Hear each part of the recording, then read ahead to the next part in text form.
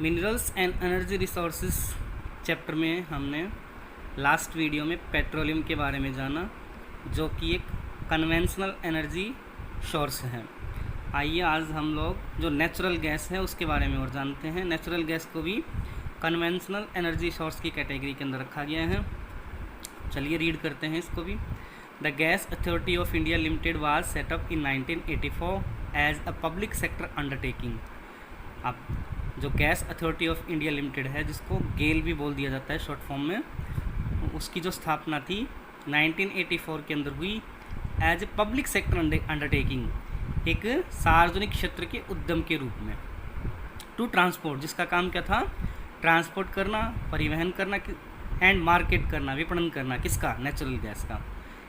यानी कि इस अथॉरिटी की, gas authority of India limited की जो स्थापना थी, गेल की जो स्थापना थी 1984 के अंदर, एक सार्वजनिक उद्यम के रूप में की गई थी, जिसका मुख्य कार्य क्या था? नेचुरल गैस को ट्रांसपोर्ट करना और उसका मार्केटिंग करना।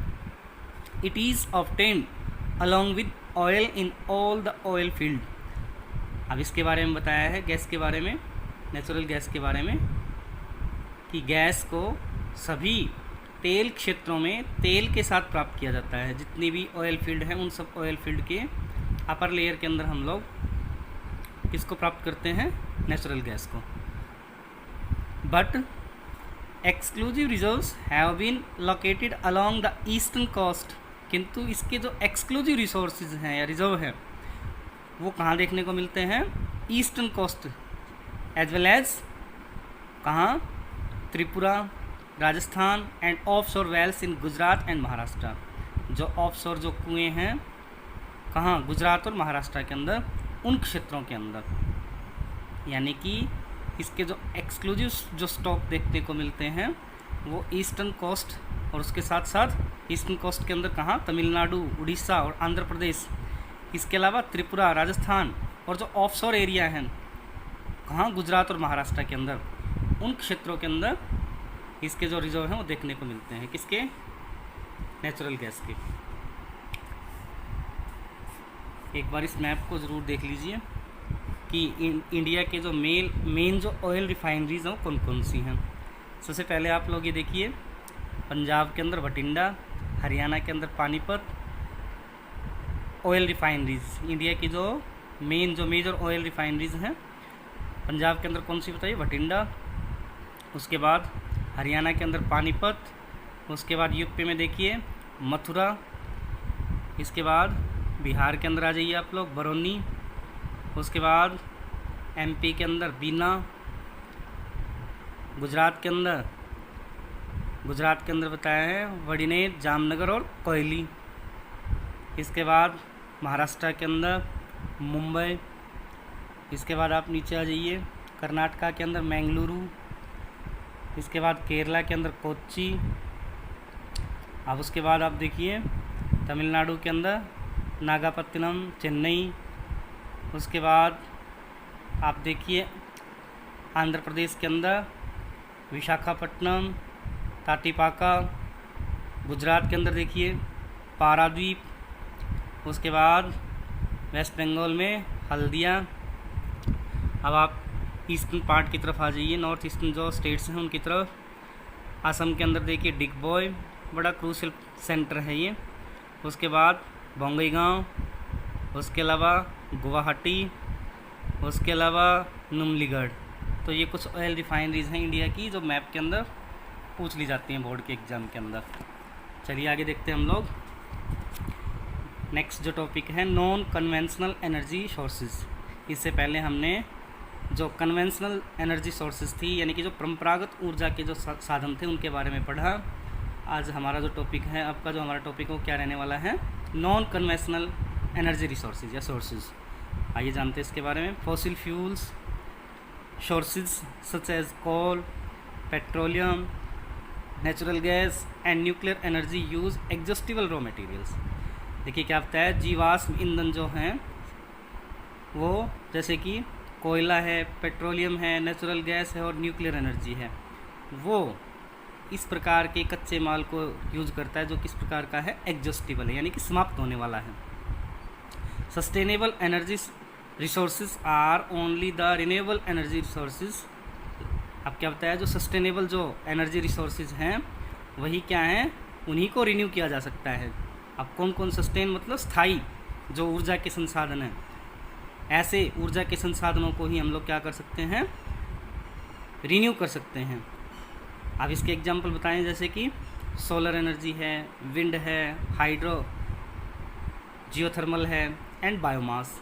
ये सारे किस कैटेगरी के अंदर रखे गए हैं, रिन्यूएबल एनर्जी रिसोर्स के अंदर। These energy sources are more equitably distributed. अब इनका जो वितरण है लगभग किस प्रकार से बताया है, संतुलित, यानी कि समान रूप से फैला हुआ है। और साथ साथ क्या बताया, एंड इन्वायरमेंट फ्रेंडली, और ये पर्यावरण के अनुकूल है, यानी कि पर्यावरण को किसी प्रकार की क्षति नहीं पहुंचाती है। इस प्रकार से जो प्रोड्यूस की गई एनर्जी है वो क्या है, इको फ्रेंडली इसको कहा गया है। The non conventional energy sources will provide more sustain. अब ये जो नॉन कन्वेंशनल एनर्जी सोर्सेज हैं, गैर परंपरागत ऊर्जा के जो संसाधन हैं, वो हमें क्या करते हैं, more sustained, eco friendly, cheaper energy क्या कर रहे हैं, प्रोवाइड कर रहे हैं। मोर सस्टेन मतलब स्थायी, पर्यावरण के अनुकूल और सस्ती एनर्जी प्रोवाइड कर रहे हैं। After the initial cost is taken care of, किंतु इसके बारे में क्या होता है, जो शुरुआती जो खर्चा है उसका उसके लगने के बाद, इनिशियल कॉस्ट इसकी थोड़ी हाई है, किंतु उसके बाद ये एनर्जी जो सोर्सेज हैं हमें मोर सस्टेन, इको फ्रेंडली और चीपर एनर्जी प्रोवाइड करते हैं। आगे देखिए, नेक्स्ट है nuclear energy sources, nuclear energy resources. आइए परमाणु जो एनर्जी रिसोर्स हैं उनके बारे में और जानते हैं, ऊर्जा के संसाधन हैं। Nuclear energy has emerged as viable, viable मतलब अनिवार्य, व्यवहार्य सोर्स है इन रिसेंट टाइम्स। अब हाल ही के समय में एक व्यवहारगत रूप से इसका उदय हुआ है, किसका, न्यूक्लियर एनर्जी का। Important minerals used for the generation of, अब महत्वपूर्ण जो खनिज हैं जिनका इस्तेमाल किया जाता है किसको जनरेट करने के लिए, किसका उत्पादन करने के लिए, न्यूक्लियर एनर्जी का, वो क्या हैं, इम्पोर्टेंट मिनरल्स कौन से हैं, are uranium and thorium. Uranium और थोरियम हैं, यानी कि यूरेनियम और थोरियम का जो इस्तेमाल है वो न्यूक्लियर एनर्जी जनरेट करने के लिए किया जाता है। रॉ मटेरियल क्या है यहाँ, यूरेनियम और थोरियम। अब इनके जो डिपोजिशन हैं वो कहाँ किस प्रकार से मिलते हैं ये देखते हैं।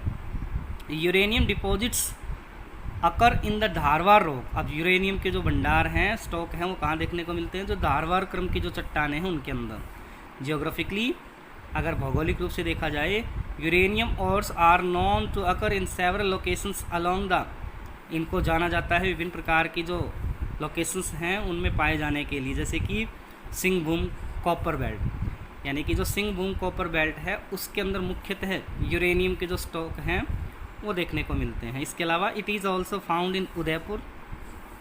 यूरेनियम के जो स्टॉक हैं वो कहाँ मिलते हैं, डिपॉजिट है वो कहाँ मिलते हैं, उदयपुर के अंदर, अलवर के अंदर, झुंझुनू के अंदर, जो कि कहाँ के डिस्ट्रिक्ट हैं, राजस्थान के।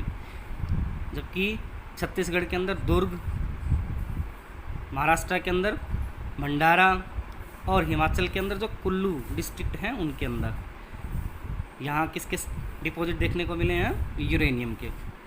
जबकि थोरियम के बारे में क्या बताया है, thorium is mainly obtained from monazite and ilmenite in the beach sands along the coast of Kerala and Tamil Nadu.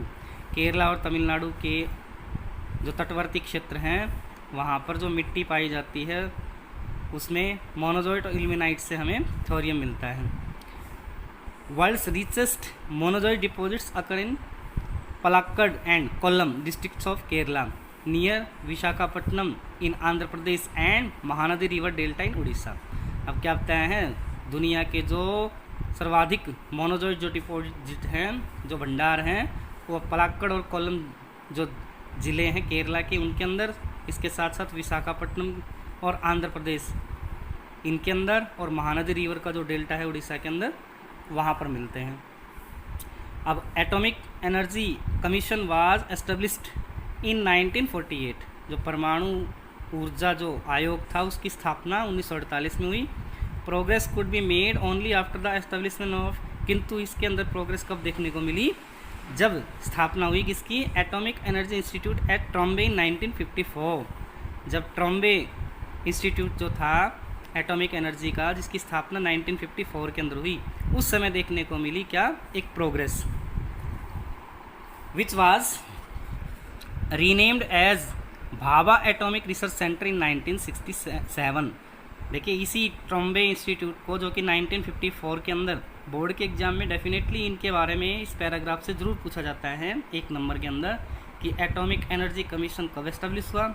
आप लोग ज़रूर याद रखिए, ईयर जो है 1948 के अंदर, जबकि नेक्स्ट जो बताया है एटॉमिक एनर्जी इंस्टीट्यूट ट्रॉम्बे, उसकी जो स्थापना थी वो कब हुई, 1954 के अंदर, जिसको बाद में रीनेम कर दिया गया और क्या रख दिया गया, भाभा एटॉमिक रिसर्च सेंटर, जो कि कब इसको रीनेम किया गया, 1967 के अंदर, 1967 के अंदर। The important nuclear power projects are, महत्वपूर्ण जो न्यूक्लियर पावर प्रोजेक्ट्स हैं वो कौन कौन से हैं। तारापुर जो कहाँ पड़ता है, महाराष्ट्र के अंदर। रावत भाटा कहाँ पड़ता है, कोटा के अंदर, जो कि राजस्थान का एक ज़िला है। कलपक्कम तमिलनाडु के अंदर। नरोरा उत्तर प्रदेश के अंदर। कैगा कर्नाटका के अंदर। और काकरापारा गुजरात के अंदर। इन सब को भी आप लोग मैप के अंदर जरूर देखें कि इनकी जो लोकेशन है वो कहाँ है। उसके बाद नेक्स्ट है सोलर एनर्जी। ये भी क्या है, किस प्रकार का एक एनर्जी रिसोर्स है, नॉन कन्वेंशनल एनर्जी रिसोर्स। अब आइए सोलर एनर्जी के बारे में और देखते हैं। Sun rays tapped in photovoltaic cells can be converted into energy. अब देखिए सोलर एनर्जी किस तरीके से प्रोड्यूस की जाती है कि जो सनरेज उनको टैप किया जाता है फोटोवोल्टिक सेल्स के अंदर, कैन बी कन्वर्टेड, फिर उसको बदल दिया जाता है किसमें, एनर्जी के रूप में। इसी को क्या कहा गया है, नोन एज सोलर एनर्जी। इसी को क्या नाम दिया गया है, सौर ऊर्जा। The two effective processes considered to be very effective to tap solar energy are, दो महत्वपूर्ण क्या बताई हैं, प्रक्रियाएं बताई हैं जो बड़ी प्रभावी हैं टैप कर। अब क्या बताएं, the two effective processes considered to be very effective to tap solar energy, दो जो इफेक्टिव प्रक्रियाएं हैं उनको सबसे ज़्यादा इफेक्टिव माना गया, प्रभावी माना गया है किसमें, सोलर एनर्जी को टैप करने में। वो कौन कौन सी हैं, photovoltaics and solar thermal technology. यानी कि इन दो प्रक्रियाओं के जरिए जो सोलर एनर्जी है उसको टैप किया जाता है, इकट्ठा किया जाता है। अब solar thermal technology has some relative advantages over all other non renewable energy resources. अगर दूसरे जो नॉन रिन्यूएबल एनर्जी सोर्सेज हैं उनसे हम लोग कंपेयर करके देखें तो सोलर थर्मल एनर्जी को सबसे ऊपर रखा गया है, सोलर एनर्जी को सबसे ज़्यादा वरीयता दी गई है।